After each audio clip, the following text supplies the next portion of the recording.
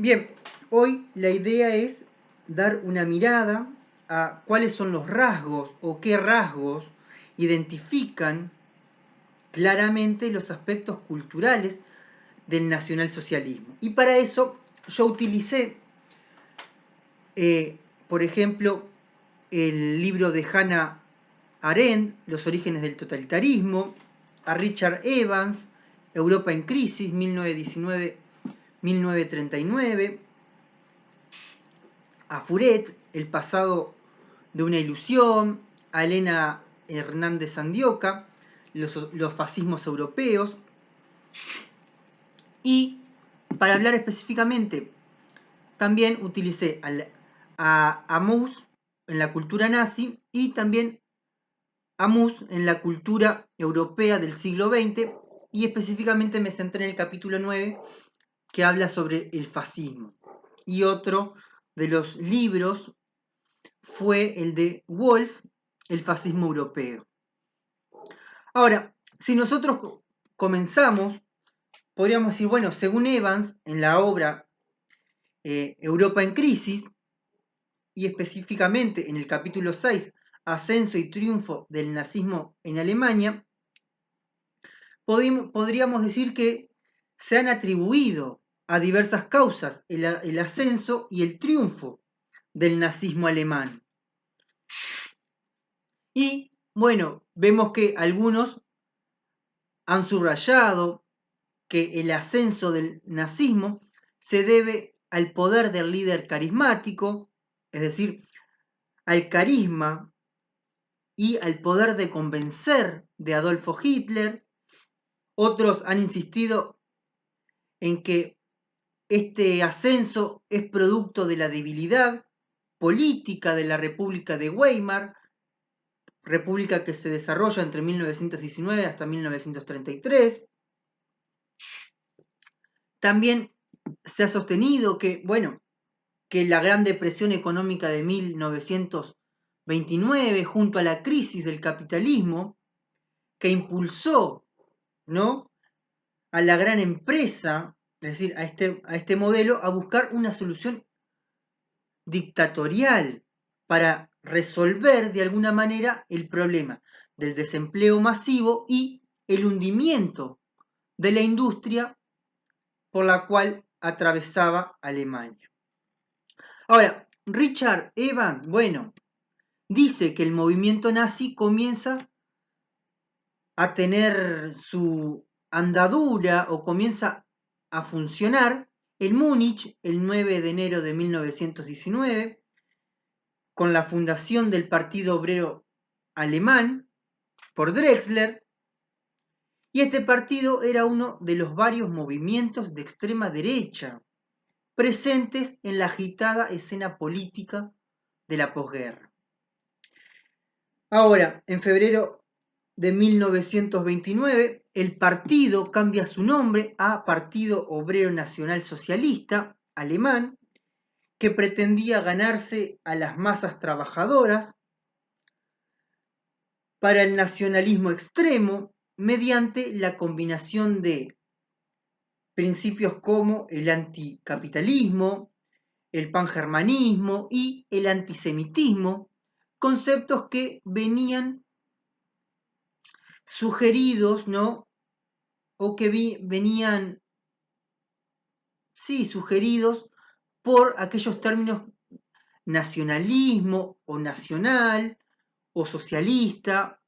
La idea es que, bueno, combinemos estos principios para darle un soporte teórico a este partido. Bueno, ahora, recordemos que Hitler, ¿no?, principal representante de este partido, nace en Austria en 1889. Primero se convierte en seguidor del nacionalismo, ¿no? Es un seguidor nacionalista, antisemita y pangermanista, pero su convicción de que todos los alemanes debían unirse en un solo Estado-nación, en la raza, ¿no?, basado en un Estado-nación basado en la raza, lo lleva a no alistarse en el ejército austríaco, sino en el ejército alemán en 1914. Ahora, terminada la guerra, es decir, termina la Primera Guerra Mundial y comenzó a actuar en la política y se une al partido de Drexler, pero gracias a la capacidad oratoria, ¿no? Esa capacidad de hablar frente a las masas y también de convencer, pronto lo lleva a que éste tenga mayor importancia dentro del partido y es en agosto de 1921 que se convierte en el máximo dirigente del Partido Nacional Socialista. Ahora, los testimonios de la fuerza de Hitler como orador también hacen referencia a la intensidad y el magnetismo personal que éste ejercía. Se decía que proyectaba un hechizo hipnótico sobre su audiencia y otros dicen que parecía tener una capacidad de articular, ¿no? De articular los temores y las ambiciones más profundas de sus oyentes.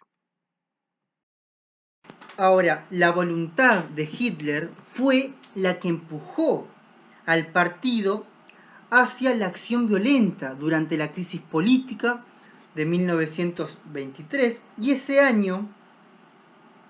ese año, ¿no? El ascenso del nazismo se frena y el partido fue prohibido, ¿no? Y Hitler, bueno, es encarcelado en 1924. Bien, de esta acción podríamos decir que Hitler aprende dos lecciones. La primera es que abandona la idea de golpe de Estado directo y violento por considerarlo peligroso de alguna manera y poco práctico. A partir de allí, insistiría en acceder al gobierno o acceder al poder, pero mediante los medios constitucionales y, o al menos, en aparentar que así lo era. ¿Qué es lo que dice Hitler en definitiva? Bueno, la vía violenta no funciona y no sirvió para acceder al gobierno. ¿Qué debemos hacer? Bueno, debemos acceder de forma legal al gobierno y a partir de esa llegada legalmente realizar las transformaciones que se necesitan y el único que puede realizar esas transformaciones es el Partido Nacional Socialista. Y la otra medida o la otra lección que Hitler aprende en esos años de cárceles es que reforzó la idea, ¿no?, de un principio de caudillaje. Se consideraba un simple captador de apoyo, ¿no?, de una gran, es decir, un simple captador de apoyo para un gran dictador nacionalista que estaba por llegar, que estaba rumbo a acceder a ese gobierno. Y la redacción, mientras está en prisión de Mi Lucha, proporcionaron una imagen más segura de sí mismo, de que Hitler refuerza insistiendo en la obediencia incondicional a él debido por los miembros del refundado Partido Nacional Socialista. A ver, lo que sí debe quedar en claro es que lo que escribe Hitler en Mi Lucha no son los principios del régimen nazi. Algunas cosas menciona Hitler, pero existen tantas incongruencias, tantas contradicciones dentro de lo que él escribe y también tantas incoherencias que no podemos decir de que Hitler en Mi lucha sienta las bases del régimen nazi. No, es como un boceto de lo que él desea o son como sus memorias, pero no son los principios del régimen.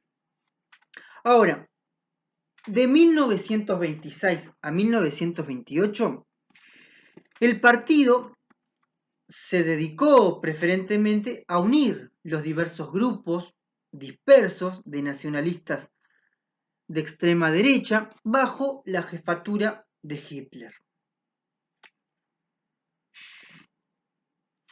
Al unir a un conjunto de jóvenes y dinámicos dirigentes en una estructura organizativa compleja, pero flexible, con secciones para numerosos sectores de la población, desde estudiantes hasta sindicalistas. Y es a partir de aquí que ya había indicios de que ejercía un atractivo muy superior para algunos sectores de la población y especialmente para el campesinado. Ahora, Hitler fue fundamental para el triunfo de los nazis, podríamos decir, por dos motivos. Primero, su historia y su imagen política ocuparon el lugar más destacado de la amplia y compleja actividad propagandística que el partido desplegó durante esos años, y el otro motivo fue que Hitler insistió, ¿no?, en negarse en entrar a un gobierno de coalición, sino que era para dirigirlo, por lo que se prolongaron durante años, ¿no?, o durante varios meses primero, las negociaciones con otros políticos para formar un gabinete, pero con la participación de los nazis.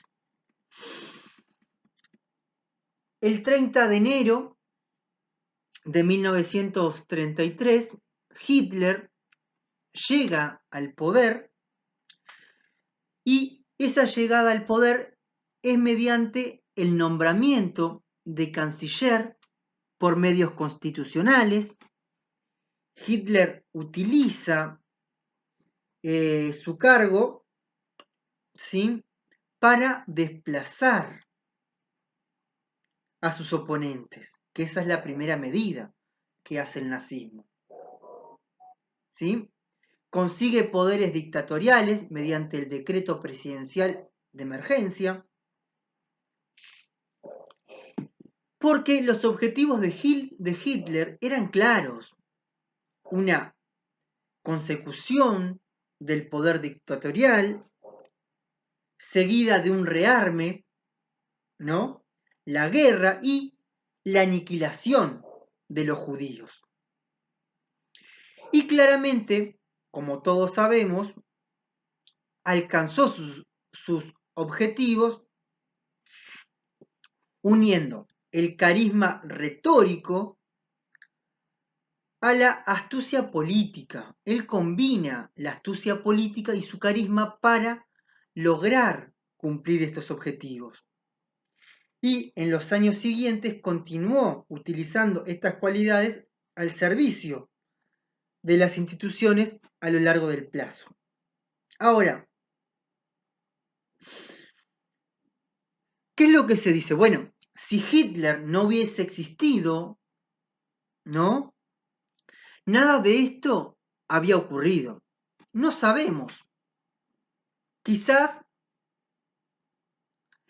estas medidas no, pero quizás el desarrollo autoritario o totalitario dentro de la Alemania, quizás también se hubieran desarrollado. Pero nosotros, como profesores de historia y los que escriben historia, no estamos para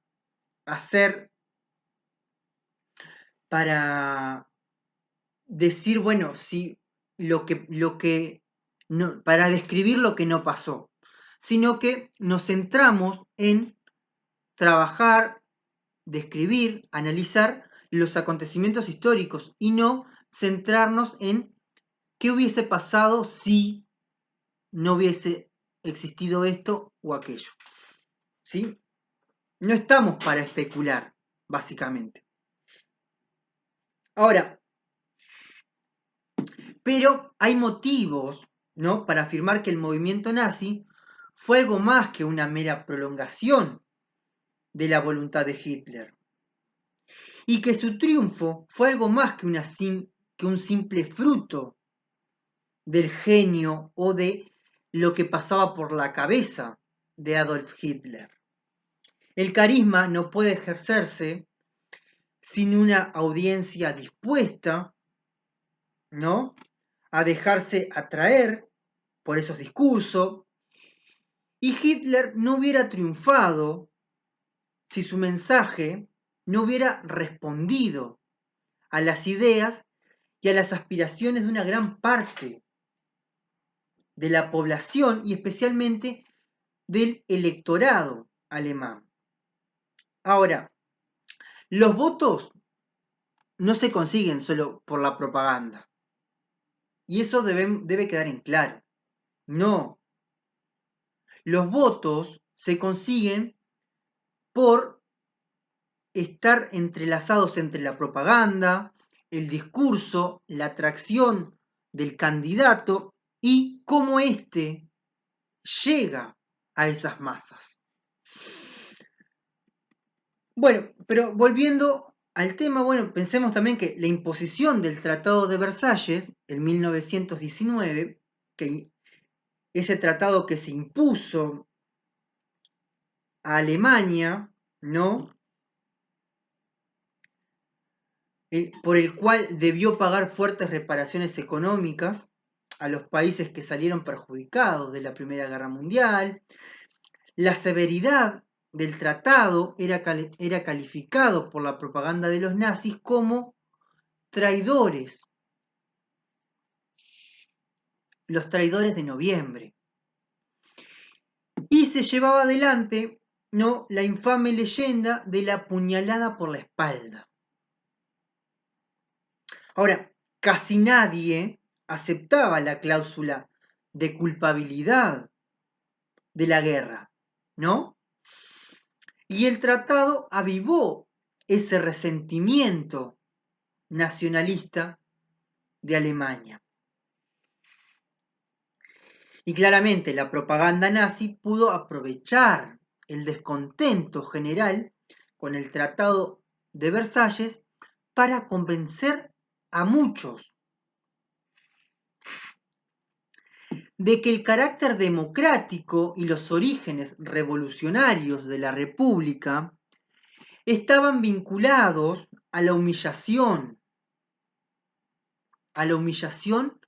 nacional.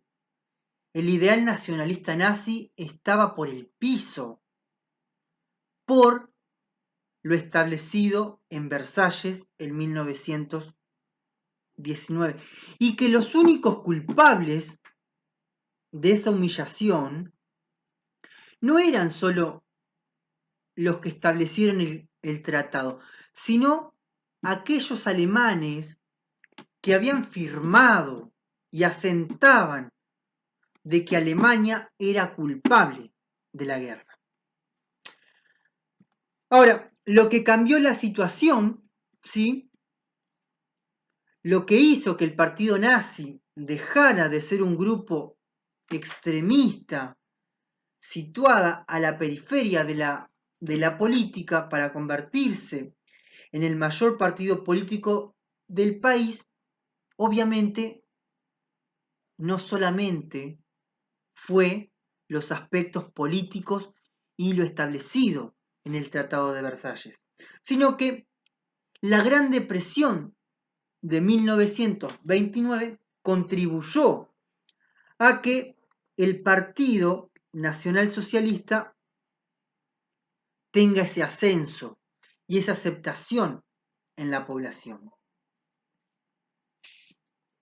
Ahora, al terminar 1932, había casi 7 millones de alemanes desocupados, lo cual significaría aproximadamente un 35% de la población activa alemana.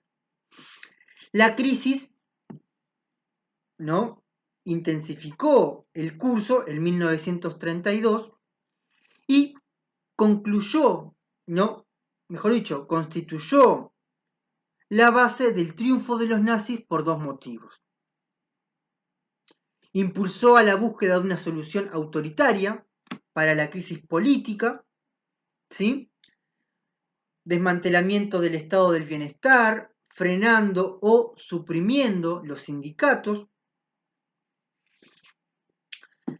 proscripción a los comunistas y socialdemócratas, y creando una fuerza de trabajo dócil y barata que prometiese a la industria iniciar el proceso de recuperación económica por el cual se estaba atravesando.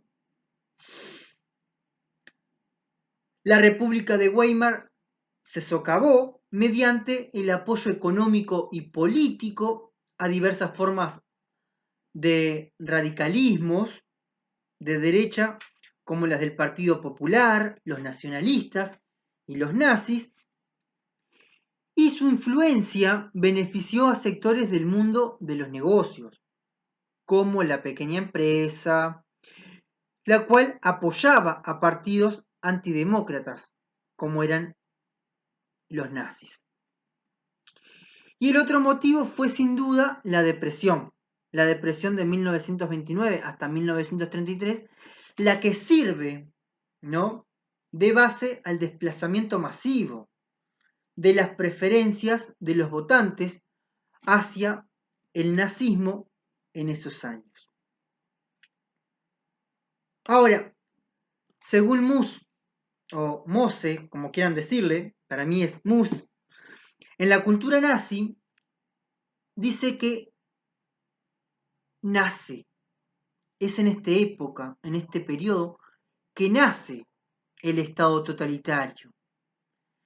Un Estado totalitario en el que el partido nazi manejaba todos los hilos de la nación. Y George Sorel, ¿no?, a quien el nacionalismo debe bastante cosas, escribe que todos los grandes movimientos estaban dominados básicamente por mitos. Un mito, ¿no?, es la más fuerte creencia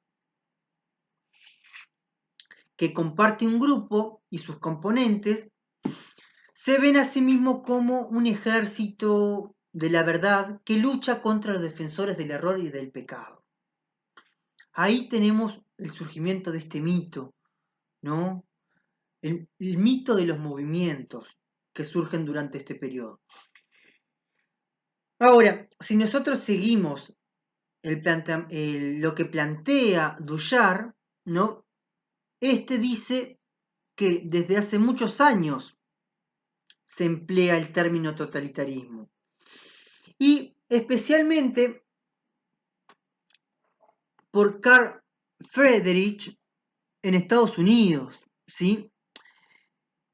El término es cómodo, pero procede también de una discutible y asimilación entre las dictaduras del fascismo o las dictaduras fascistas, es decir, engloba al fascismo italiano y al nazismo alemán, y el régimen soviético, es decir, la dictadura instaurada por Stalin.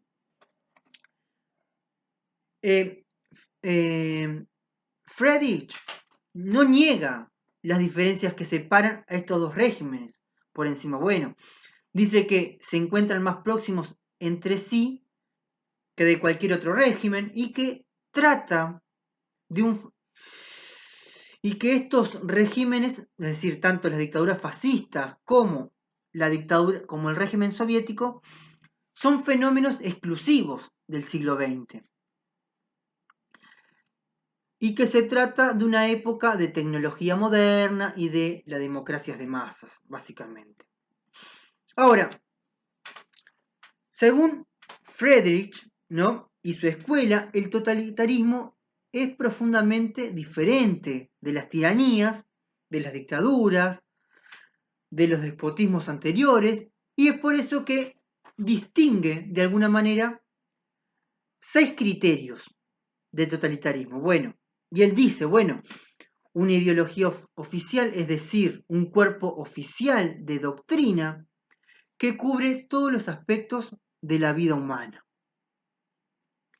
También un sistema de partido único, el cual está dirigido o está a la cabeza por un dictador. El sistema es de control policíaco, hay concentración de todos los medios de la propaganda, o sea que no hay libertad de expresión, la concentración de todos los medios militares y hay un control central y dirección de la economía. A estos aspectos, Duyard, por ejemplo, continúa diciendo que se advertía que 5 de estos criterios son de orden institucional. Y solo uno, el primero, es de carácter ideológico. Es decir, el único que es de carácter ideológico es la idea de la ideología o el principio de ideología oficial, el cual es el cuerpo oficial de la doctrina y cubre todos los aspectos de la vida humana. Ahora, aunque las instituciones son de diferentes países, ¿no?, totalitarios, son compatibles. Todos los regímenes totalitarios o todos los fascismos, y que en el concepto de fascismo también englobamos a el fascismo italiano, el nazismo alemán, el régimen soviético, son o presentan características compatibles en muchos aspectos. En lo que concierne a las ideologías, las semejanzas ahí sí distan mucho de ser tan manifiestas. Por ejemplo, el empleo de la palabra totalitarismo arroja a su vez el resultado que quizás en algunos es el objetivo de ocultar las diferencias, sobre todo o sobre aquello primado o lo que prima en la acción. Dice sobre que el fascismo también no es una doctrina y el nacionalismo lo es menos aún. Ahora, nuestra doctrina es el hecho. Eso decía Mussolini en 1919, por ejemplo. No cesa de repetir que la acción prima sobre la palabra. El fascismo no necesita un dogma, sino una disciplina. Los fascismos, escribe, ¿no?, en 1924, tenemos el valor de rechazar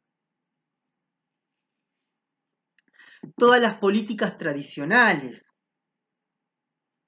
Somos aristócratas y demócratas, revolucionarios y reaccionarios, proletarios y antiproletarios, pacifistas y antipacifistas. Nos basta con tener un punto de referencia, que es la nación. Eso es lo que identifica, por ejemplo, en este periodo, al fascismo italiano, y de esta manera lo decía Mussolini. Ahora, solo hacia 1929, 1930, sentirá Mussolini la necesidad, ¿no?, de dar al fascismo una doctrina. Pero esa doctrina es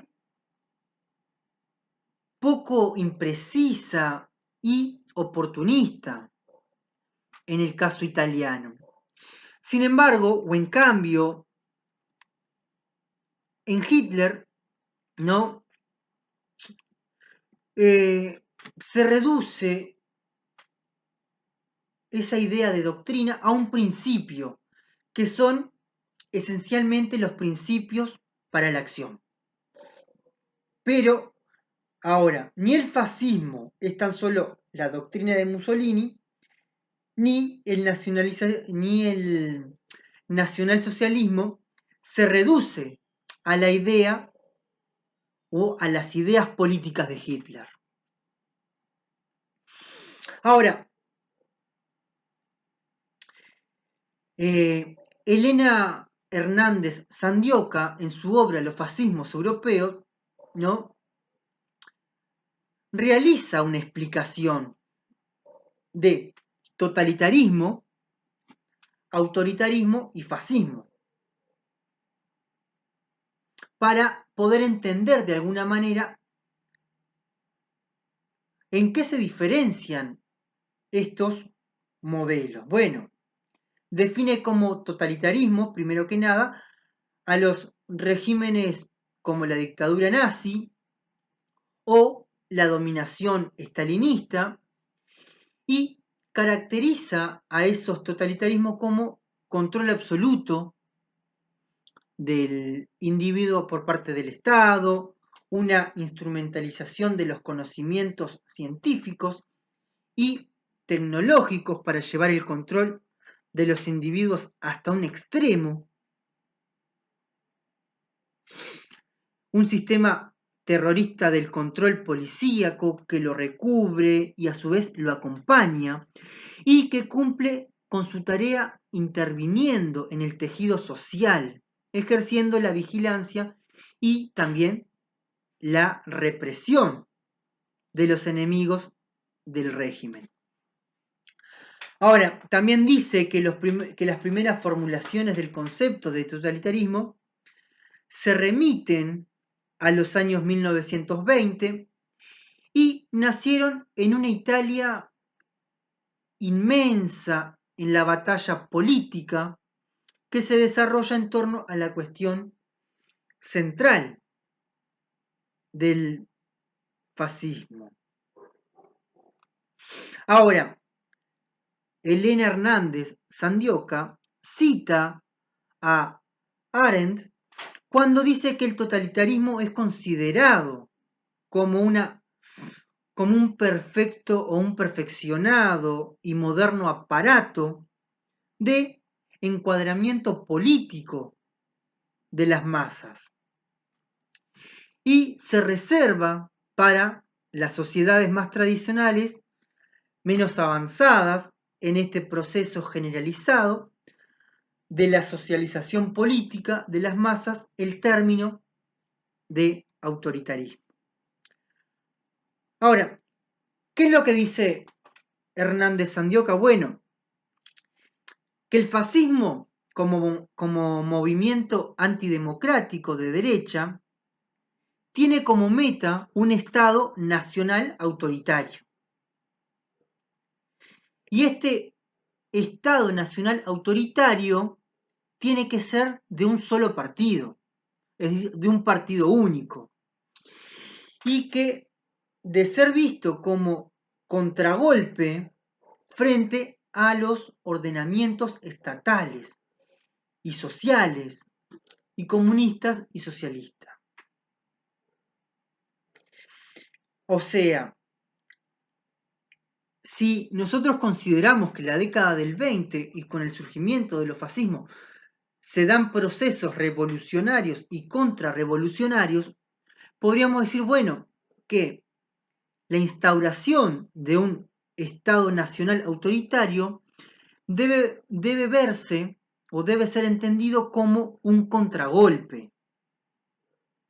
Hay que entender que hay que ver este modelo, o que debe ser visto este modelo, como un contragolpe frente a los ordenamientos estatales existentes, ya sea estatales y sociales, comunistas y socialistas. Nosotros surgimos, dicen, ¿no?, como reacción a este ordenamiento existente.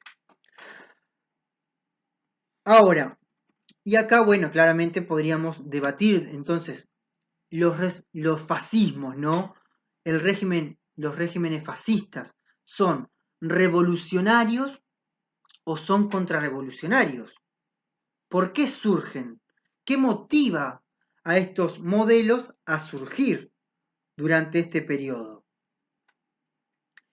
Ahora, la idea, bueno, me centraré básicamente a caracterizar los aspectos culturales, ¿no?, del nacionalsocialismo en la Alemania de Hitler, porque era a lo que era la idea inicial, ¿no? Y lo haré tomando en cuenta o tomando como aspectos o como base o como soporte teórico, ¿no?, los aportes de Duyar. Ahora, Duyar, ¿no?, plantea que la doctrina de los fascismos se reduce a un acotado número, ¿no?, de principios, y que esos principios son principios básicamente para la acción. Ahora, es más claro y conveniente analizar las causas de la difusión de las ideas fascistas y nacionalsocialistas que analizar la doctrina genérica o la doctrina general en sí misma. Por eso, bueno, mencionemos un poquito cuáles son estas características, ¿no?, que nos interesan. Bueno, primero podríamos decir, bueno, un nacionalismo de vencidos, ¿sí? Tanto el fascismo como el nacionalsocialismo nacieron de la Primera Guerra Mundial, ¿sí? O sea, son una reacción de humillación nacional ante la derrota, y que a su vez refleja la desorientación de los combatientes que al retornar de la guerra se sienten extraños en su propio país. Las agrupaciones de excombatientes, ¿no?, fue el primer núcleo de estos movimientos. Estos movimientos los vivió Francia, Italia, Alemania, pero Francia no vive, o mejor dicho, no vivió la violencia de estos movimientos. No había sido o no había resultado, no había sido una derrota para la nación francesa, como sí lo había sido para, por ejemplo, para Alemania. Ahora, el fascismo y el nacionalsocialismo no solo son un nacionalismo de exaltación, sino que son un nacionalismo de vencidos y un nacionalismo que fue humillado por los aliados durante la guerra mundial. Ahora, realmente podríamos mencionar como otra característica el verdadero socialismo, ¿sí? Y vemos que nacen de la miseria de la crisis, ¿no?, del desempleo y del hambre, ese verdadero socialismo. Ahora, movimientos de desesperanza y de rebeldía contra el sistema liberal, el libre comercio y la libertad de empresa, solo traen catástrofe. Por eso la salvación viene del nuevo socialismo, que es el nacionalsocialismo. Ahora, el verdadero socialismo, ¿no?, plantean los autores, no es levantar una clase contra otra, sino que el verdadero socialismo tiene como idea unirse, vivir juntos, en el seno de una comunidad nacional. Ahora, esta idea es planteada por varios teóricos y en especial por Spengler, ¿no? Y en 1920 Spengler escribe que la misión de Alemania es defender la frontera europea de Asia y de las razas de color. Ahora, la democracia política se ha degenerado por la industrialización y el intelectualismo, y hay que purgar el socialismo de la idea marxista e hacer una internalización, ¿no?, internacionalizarla de la lucha de clases, incorporándolo a la tradición prusiana de disciplina y austeridad. Ahora, cada pueblo tiene su socialismo. Siendo Marx judío, no tiene el sentimiento nacional. El verdadero socialista sería idealista y la lucha de clases debe ser sustituida por la solidaridad nacional. Ahora, claramente solo una nación unida sobrevive al caos universal. Por ejemplo, Mussolini afirma que el fascismo es una filosofía, y es una filosofía de carácter espiritualista. El Estado es una fuerza espiritual, condena la lucha de clases, ¿sí? Y ahora plantea que el haz del fascio es el símbolo de unidad, de fuerza y de justicia.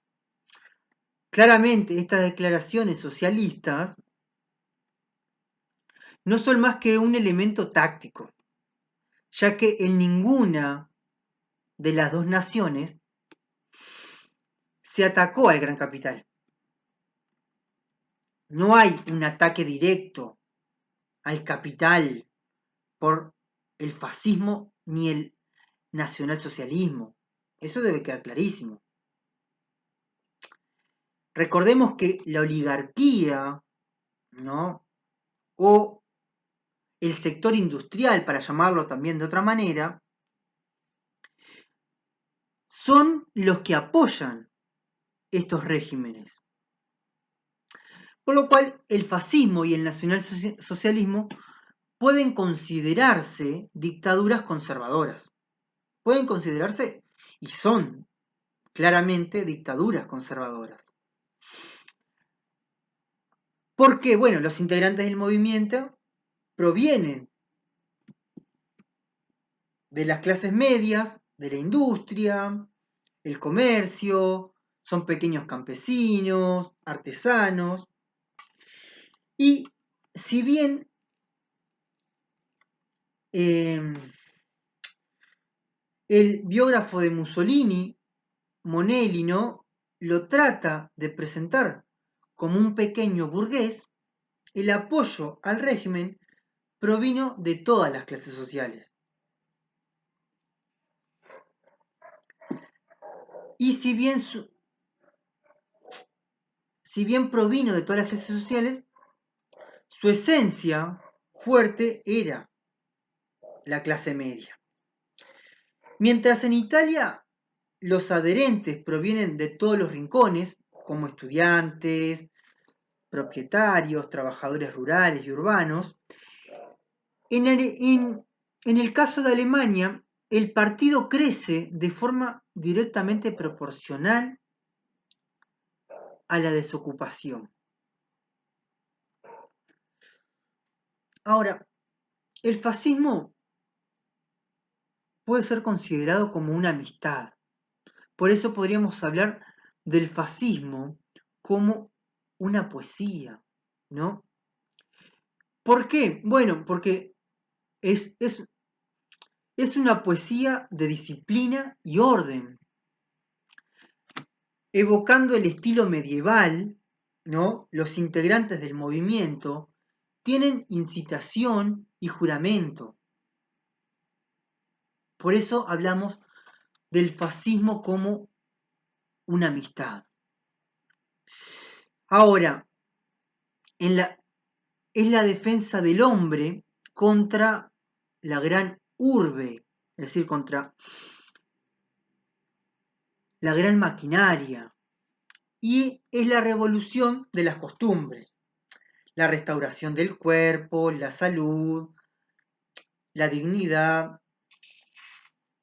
el heroísmo. Producto que la guerra puede ser el preludio de una reconciliación general. La exaltación y el peligro resaltan las virtudes viriles, se establece la fraternidad de los combatientes, logrando un fascismo universal. Por eso Mus, en la cultura nazi, agrega que tanto Hitler como Mussolini son poetas de la revolución. ¿Serán? Bueno, eso también debe ser considerado por Mus y bueno, y los aportes historiográficos nos dirán si lo es o no. Ahora, otro aspecto o otra característica es la del régimen, la del jefe carismático. Ahora, más que una política, ¿no? Es una mitología. ¿Por qué? Bueno, porque impone un estilo, tiene sentido de la decoración, de la magnitud, de los grandes símbolos. Y Mussolini llama a los símbolos de la antigua Roma. Mientras que Hitler invoca en servicio del nacionalsocialismo todos los poderes o todos los poderosos mitos del romanticismo alemán. Comunicación estrecha, ¿no? ¿Qué más? Bueno, la naturaleza casi física, que adopta las formas de la histeria colectiva. ¿Y qué nos dicen? Bueno, el jefe, ese jefe carismático o ese líder carismático con características caudillescas, o de caudillo, o de caudillaje, tiene como tarea esencial asegurar la circulación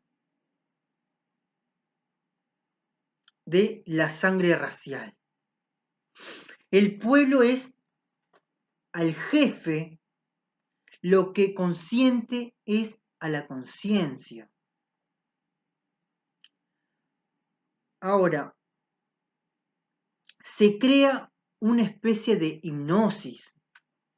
La presencia del jefe lleva al éxtasis.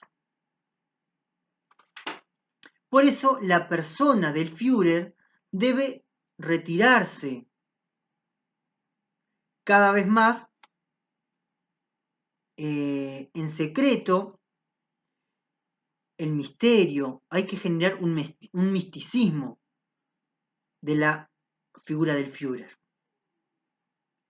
Ahora, deberá manifestarse únicamente mediante actos sorprendentes, discursos, cuando la nación se encuentre en un giro decisivo de su destino.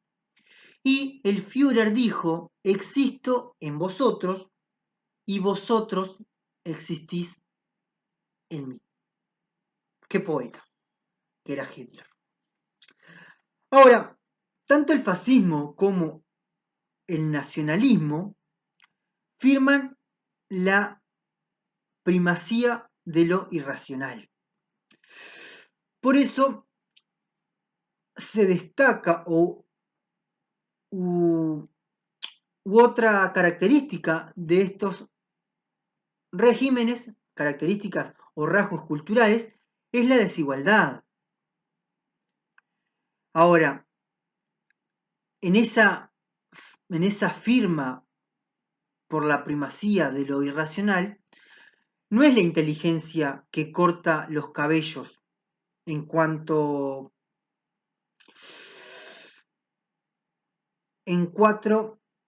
lo que se ha sacado en Alemania de su desamparo, manifiesta Hitler, ¿no?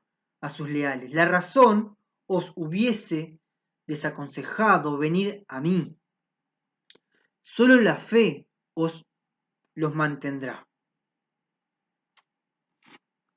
Muy linda frase de Hitler, ¿no? Y acá claramente lo que busca es, se trata de creer, obedecer, combatir. Y Mussolini y Hitler reencuentran así la concepción soreliana del mito, que excita y sobresalta a las multitudes y las hace vibrar en un mismo arrebato. Este irracionalismo se acompaña, ¿no? Se acompaña naturalmente de una concepción anti-igualitaria de la sociedad. Los fascismos, ¿no? O mejor dicho, el fascismo y el nacionalsocialismo son contrarios a los principios de la democracia igualitaria y al sufragio universal. Por ejemplo, Mussolini denuncia la ley del número y al respecto dice, ¿no? El fascismo no consiste, o no, sí, no consiste que el número, por el simple hecho de que es un número, pueda dirigir a las sociedades humanas. A ver, la sociedad tiene que ser desigual. Ninguno de los dos defiende el sufragio universal ni la democracia. Además, Mussolini niega que el número pueda gobernar por medio de una consulta periódica. No cree en que en ese número o en esa mayoría de votantes pueda decidir, ¿no? Por medio de la consulta popular. Y por eso afirma, ¿no? La desigualdad fecunda, ¿no? Irremediable de los seres humanos. Dice que el número no puede dirigir a las sociedades humanas. Eso debe quedar en claro. Pero para Hitler es más fácil ver a un camello pisar por el ojo de una aguja que describir o descubrir un gran hombre por medio de las elecciones. La historia del mundo está hecha por las minorías, ¿no? Plantea. Y es en este punto que se ve la existencia de las élites, ¿sí? Concepto que se ha utilizado por los tecnócratas defensores de una democracia eficaz, como por ejemplo los fascistas, ¿sí? Ahora, para Mussolini significa la superioridad de los gobernantes, los únicos dignos para gobernar. Y Hitler dice que las élites, ¿no? Que la élite está compuesta por la raza, la superioridad aria, y en la misión del pueblo alemán, dice Hitler, ¿no? El papel del más fuerte consiste en dominar, no en fundirse con el más débil, y que el papel del Estado consiste en fundir las clases de una sola realidad económica y moral. Ahora, pensemos en cómo se lleva o cómo llevan la exaltación del Estado estos modelos o estos regímenes. Bueno, la exaltación del Estado es un instrumento fuerte y garantía de los más débiles. El Estado debe ser omnipotente y por lo tanto lo es.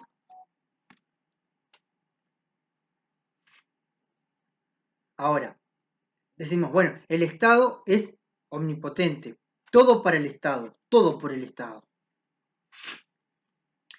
El individuo es subordinado al Estado y una unidad del Estado. Es decir, que el Estado es algo único, por lo cual no existe o no hay división de poderes, ni contrapeso, existe un totalitarismo político, un totalitarismo intelectual, y dentro del Estado no existe otra cosa que el Estado. Hay que entender eso. El Estado es uno solo y todo lo que no esté dentro de lo que es el Estado es opositor y debe ser extinto. Ahora, según Mussolini, ¿no? Todo en el Estado, nada fuera de él. Bueno, acá queda como que explícito la idea de que todo lo que esté fuera del Estado o dentro de esa concepción de Estado debe ser extinto de alguna manera. Ahora, la idea de Hitler sobre el Estado lo lleva a decir que el Estado es un organismo racial. No es una organización económica, por ejemplo. Lo económico queda para Hitler y para el nacionalsocialismo en un segundo plano. Ningún pueblo ha llegado a ser tan grande, dice, por su economía. Y nada ni nadie, ¿no? Llega más lejos que Mussolini en la exaltación del Estado. Porque dice que es la conciencia y la voluntad del pueblo. Para él, el Estado es un organismo vivo, es decir, un cuerpo, un espíritu y moral, todo junto. El Estado es anterior a la nación y como teoría el fascismo italiano deja de lado aquella idea de nación-estado y crea lo que es el Estado-nación dentro de la concepción fascista, ¿no? Bueno, para el nacionalsocialismo, bueno, el Estado es un instrumento, es un aparato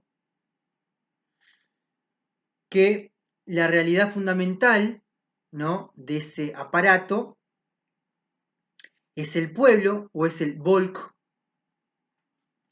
es el origen mítico, ¿no? El principio de todo, ese Estado como aparato. El pueblo alemán no es un conjunto de alemanes del siglo XX, sino que es una realidad histórica y biológica para el nacionalsocialismo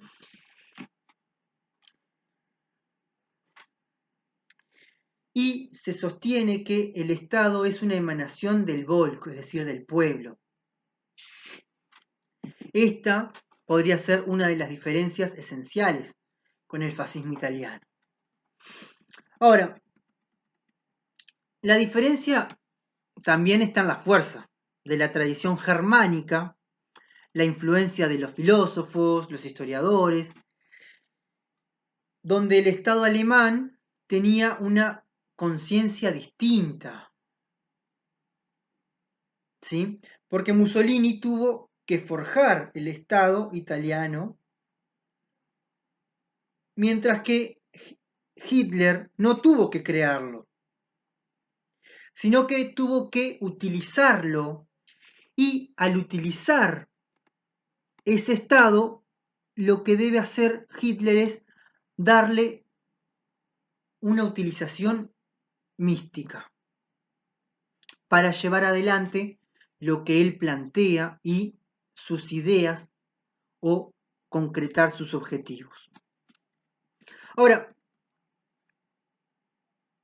existen rasgos también particulares del fascismo, ¿sí? Por ejemplo, el corporativismo es la principal particularidad del fascismo italiano, ¿no?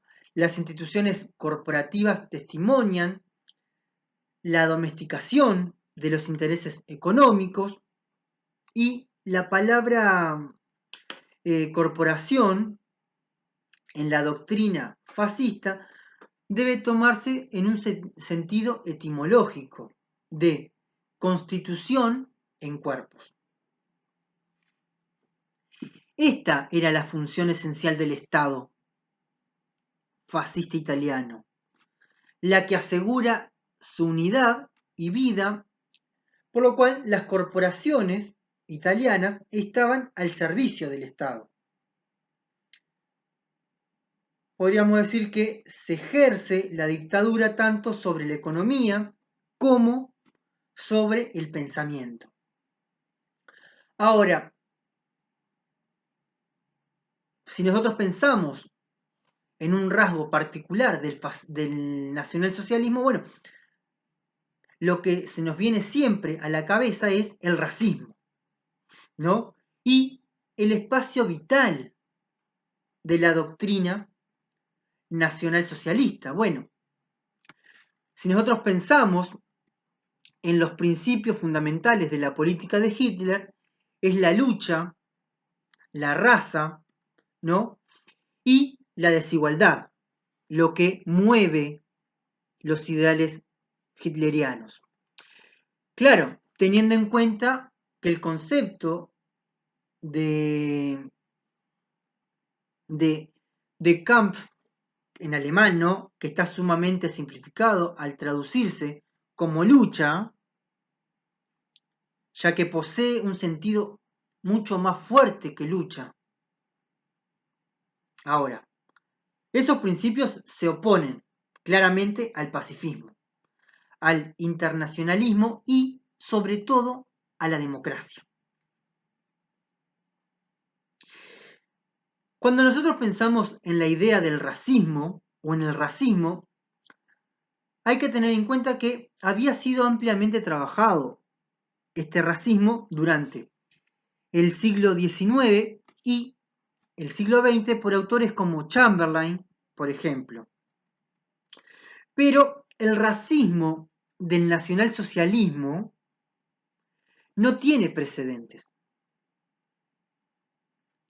No hubo un ideal racista previo que pueda asimilarse al racismo implementado por el régimen nazi.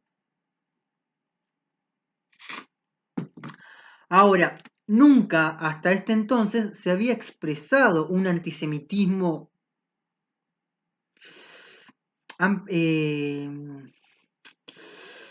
con tanta violencia, no me salía la palabra, con tanta violencia, nunca antes visto. Un Estado había tratado de exterminar de forma sistemática, ¿no?, a todos aquellos cuya raza era denunciada como impura. El impuro que califica este nazi nunca había sido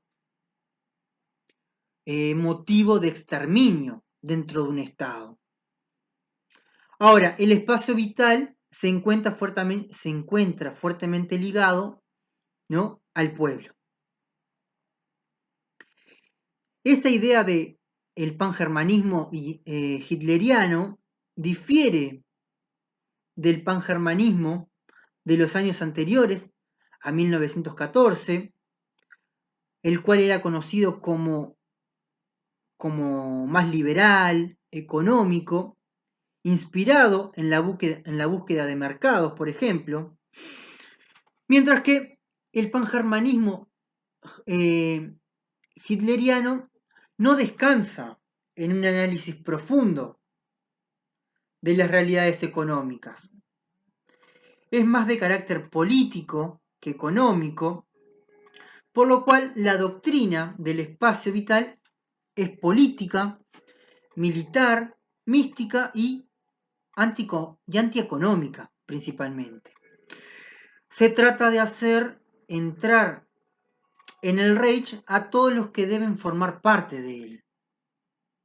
¿Sí?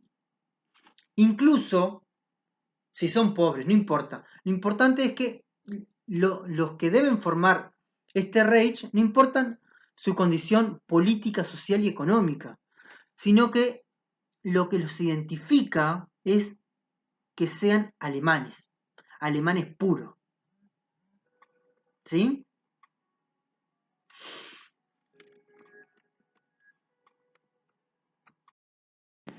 Ahora, bueno, ¿qué dicen? ¿Qué es lo que dicen? Bueno, el número importa más que el bienestar y el poder más que la riqueza. Es de esta forma, ¿no?, que la Alemania hitleriana se instala en la economía de guerra. Ahora, la lógica del sistema reclama, ¿no?, la guerra, y el régimen hitleriano, tras brillantes victorias, acabará por sucumbir en ella. ¿Qué es lo que dice? Bueno, Erich Hobsbawm dice que los sentimientos del nacionalsocialismo encontraron su expresión más característica en el antisemitismo, movimientos políticos específicos basados en la hostilidad hacia los judíos, y que los judíos estaban prácticamente en todas partes y podían simbolizar fácilmente lo más odioso de un mundo injusto, en buena medida por su aceptación de las ideas de la Ilustración y de la Revolución Francesa, que los había de alguna manera emancipado y con ello los había hecho más visibles. Ahora, podían servir como símbolos del odiado capitalismo financiero, del agitador revolucionario, de los nuevos medios de comunicación de masa, de la competencia, que no podían ser sino injustas, que de alguna manera les otorgaba un número desproporcionado de puestos en determinadas profesiones que exigían un nivel de instrucción. Bueno, es aquí que hay que atacar, dice el nacionalsocialismo, porque este pueblo es una amenaza para los intereses alemanes. Y es por eso que debemos combatir a los judíos, dicen los alemanes. Bueno, espero que genéricamente sirva para entender un poco cuáles son los rasgos que identifican más claramente los aspectos culturales del ascenso del nacionalsocialismo y específicamente algunos aspectos que tienen en común tanto el régimen fascista italiano como el régimen nacionalsocialista. Nos vemos la próxima y espero que contribuir para que se entiendan determinadas ideas sobre estos regímenes.